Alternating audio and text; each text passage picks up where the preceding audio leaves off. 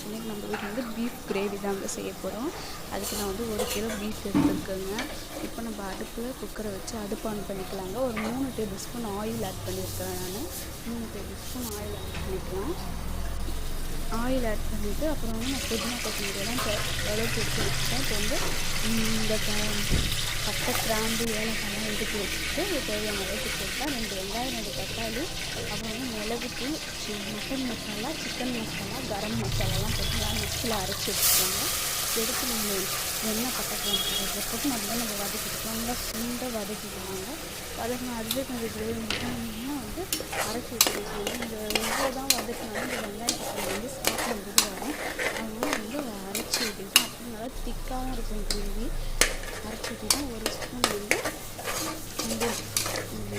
இஞ்சி பூண்டு பேஸ்ட்டு சேர்த்துக்கிட்டோம். சேர்த்து நல்லா